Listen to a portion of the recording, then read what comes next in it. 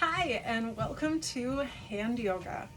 I'm Heidi Parkes, and we're going to be doing hand yoga together. And today it's happening on my treadmill. I've got the egofit treadmill. It's the smallest treadmill in the world. It has an incline though, so I often feel like I'm working more than I would if I were just going for a walk around the block. We'll do a little bit of hand yoga. And let's begin simply by massaging our hands together. So just rubbing my fingers against the base of my thumb. It's a pretty intuitive movement.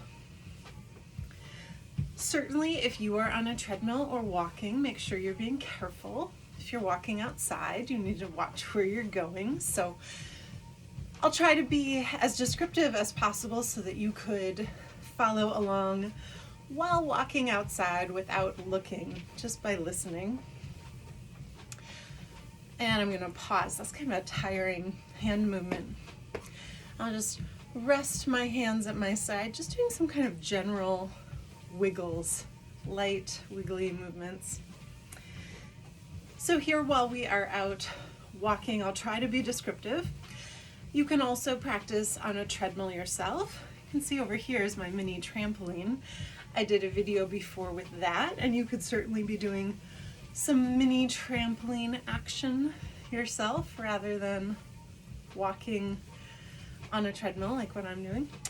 You could also just practice this video standing, or you could sit like I do for most of my hand yoga videos, and that would be fine too. All right, next up, I'm gonna do some purposeful flexing. So here, elbows straight, shoulders down, back of the hand facing forward, and I want to move my hands back so they're even with my tailbone rather than even with the midline of my body. And now flex forward, feel the stretch there, and flex back. So the back of my hand is facing forward the whole time, and I'm flexing forward and back. I love going for walks outside, and I did an artist residency a while back where I was going to Lake Park here in Milwaukee. And I would often try to listen to an audiobook while I was walking around and practice hand yoga. And I didn't do super exotic things, but there were a lot of things that I felt like I could get away with socially while I was walking. We're going to focus, at least in the beginning, on those movements.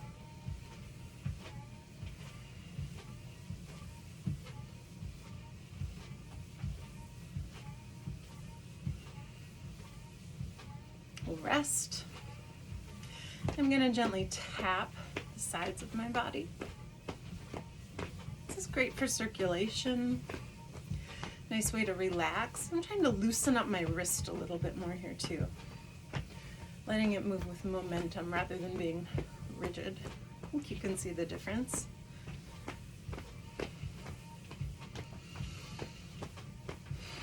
We want to keep track of our breath while we are practicing hand yoga and walking. Part of what makes this different from occupational therapy, apart from the fact that I'm not a certified occupational therapist and I am a certified yoga therapist, is that we're trying to create a union, which is what the word yoga means, a union of body, mind, and breath. We'll rest again.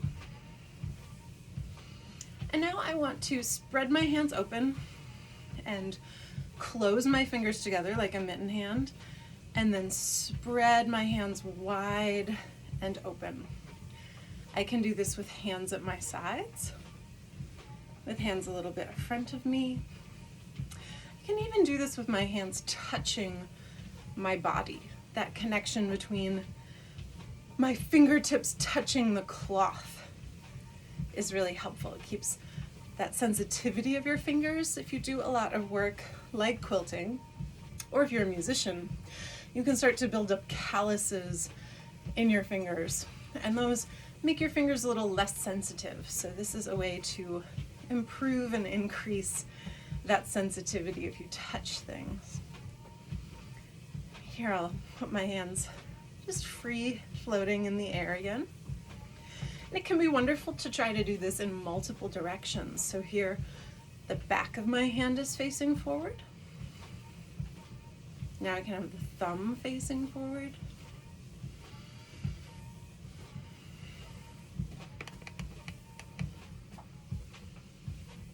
And now my palms can face forward.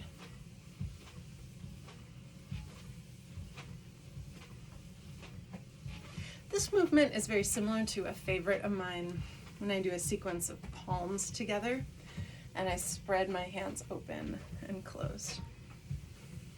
Here it's free floating in the air. And we'll rest.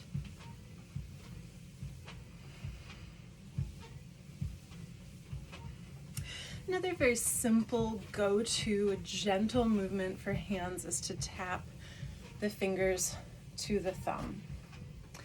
This can happen in a circular movement like what I'm doing now. It can also be back and forth. And you can do a lot of different brain twisters or brain teases this way as well.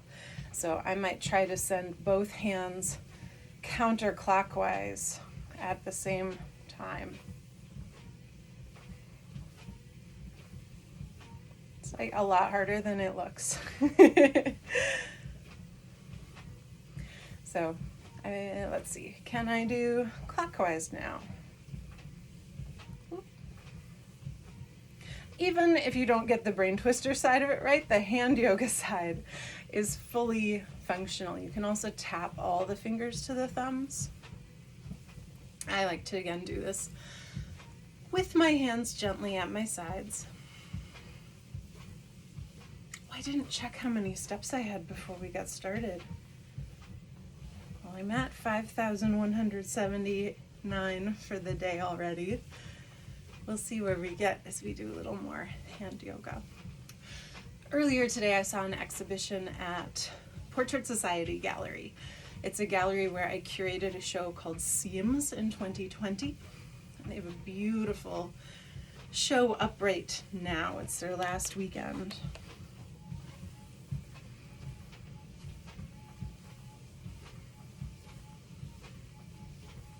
And rest. I'm going to do some wiggling, really shaking out my hands. Not that I'm trying to fake extra steps. There are a lot of hand yoga things that do create that illusion on a Fitbit. It's wonderful to wiggle things. Now here I'm in front of a desk, so I've got to be careful I don't hit myself against the desk. If you're on a treadmill that has a sidebar, be careful of that.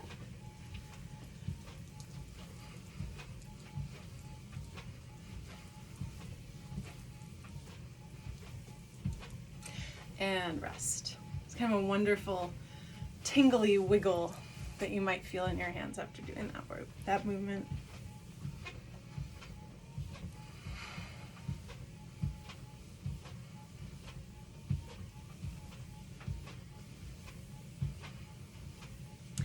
A classic, very important hand yoga movement is opening and closing your hands 70% open and 70% closed. So if this is 100% open, just 70. If this is 100% closed, just 70% closed. Very light and relaxed at your sides. Part of why this is beneficial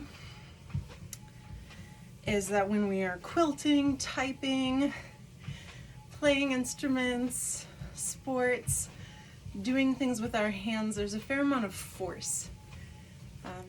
And it's not often that we do genuinely gentle movements with our hands. A gentle movement doesn't often achieve anything. So the opposite of being still or stagnant with your hands, the really good antidote to the work that we do with our hands, is things that have gentle movements. You can see probably in my forearms some of the activity that's happening in here. All of the movement that it takes to just gently open and close my hands. When you're doing that with force, to pick something up, it looks different, it feels different in your body. This is the easy version, and it helps things glide and move more slowly, more effortlessly.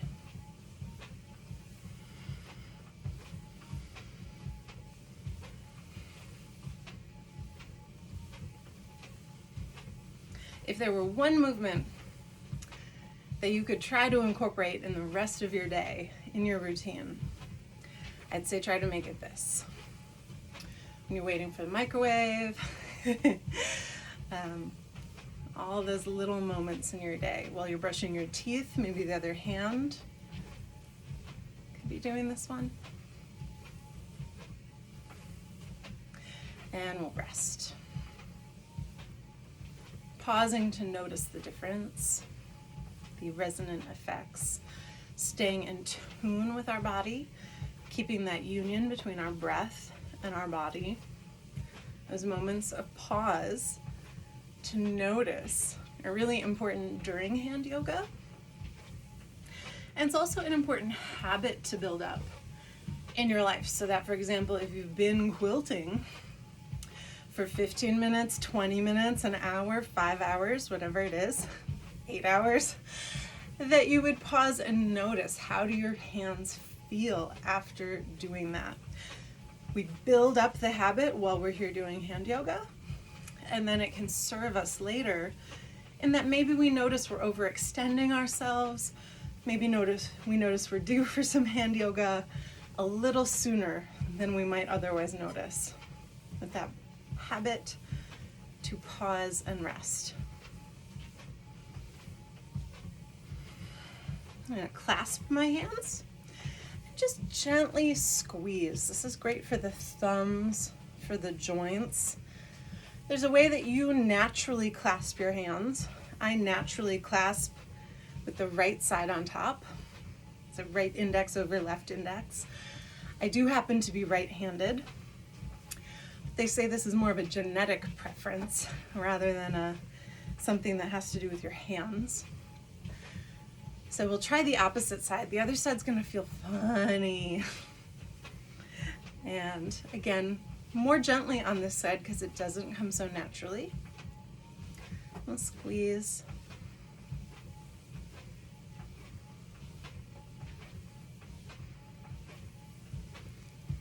You could have your hands lower, you could have them right at your belly, you could even have them up higher by your heart.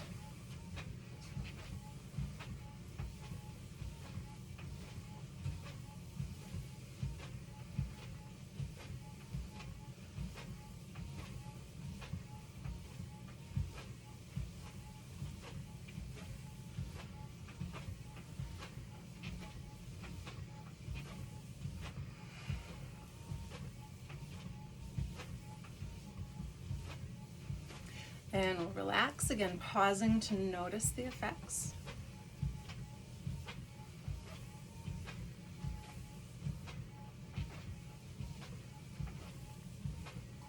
Now we're going to do a little bit of a stretch. So I am going to stretch my hands out to what feels like 100%.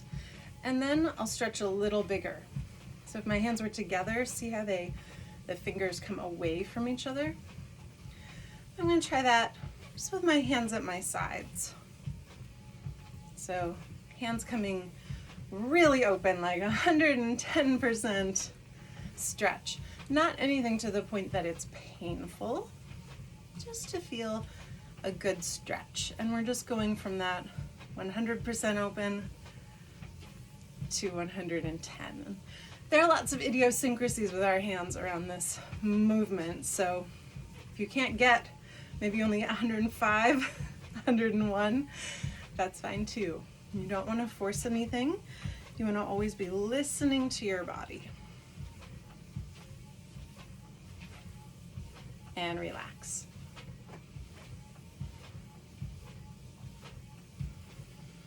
Another wonderful intuitive movement is washing your hands, a dry wash. So if you imagine you're lathering up with soap and then getting a good wash in every crevice of your hand. So your way can be intuitive, it can be different from my way. We're taking that intention of washing our hands and using it to improve circulation, to do a light massage, to get in between the fingers.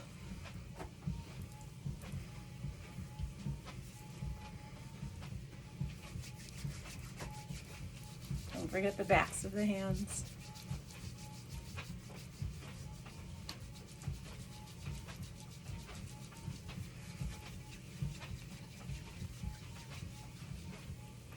And again, once you've got that kind of symmetrically, you can relax and rest.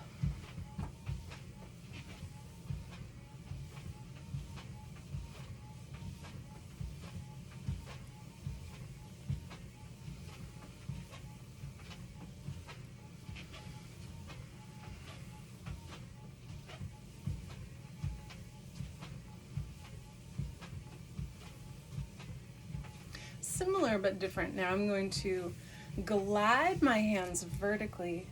I might take my Fitbit off for a second. Glide my hands vertically, hand to wrist. And if you've got a sweater or something covering your forearm, you can go right over that material, or you can just glide your hands from fingertip to the end of the palm. We're going for a light, gentle contact here.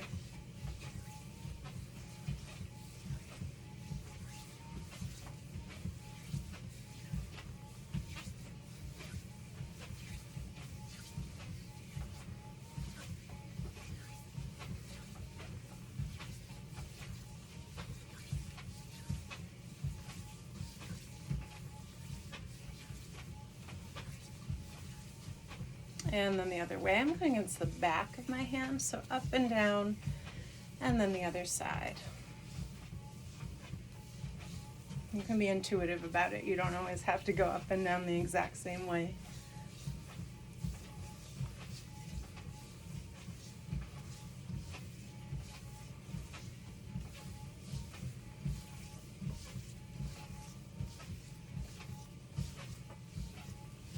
And then we'll rest.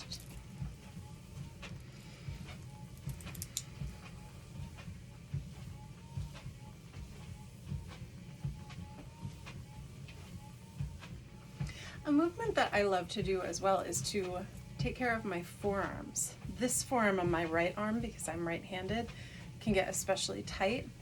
So using my left fingers, I'll wrap around my right forearm gently at first, and then I can flex forward and back at my wrist. I can open and close my fingers. I could possibly create a rotation with my hand. I can play with how much I want to squeeze on the left side. This creates a wonderful massage from within. They sell some special braces for your wrist or your forearm that would create pressure that would do what the left hand is doing. And those can feel real nice to wear long term if you're having an issue with your hand. But just short term, just for a moment, this can be wonderful. You can also do this at the wrist, especially if you have, that part of your wrist bothers you more. I feel very lucky that that part of my wrist doesn't typically talk to me much, but I still want to think about it from a preventative point of view. And the non-dominant side as well. And you can show up with the same curiosity, that same sense of exploration on this side as the other side.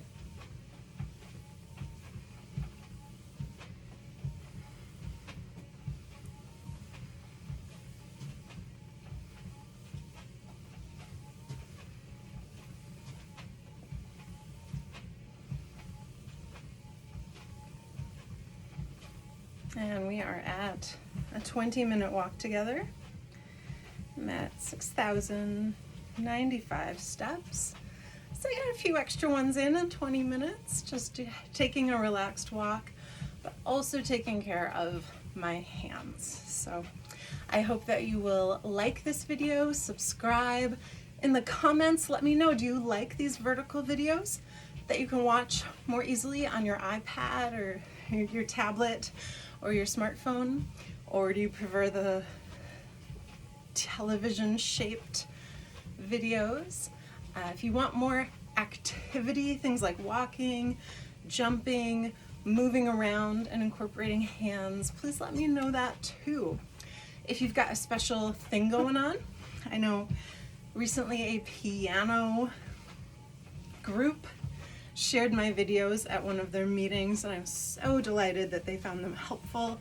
I am not skilled at the piano, but my sweetheart Bo is an excellent piano player. So if you have a different thing that you do that's not quilting, let me know. I was also recently helping out some knitters over at Fiber Chats. They interviewed me and I did a special class for them. So knitters, pianists, whatever it is that you do, let me know, and I would love to make a hand yoga video that's appropriate for what you're into and for your special needs for your hands. So like, subscribe, comment. Thank you very much. Bye-bye.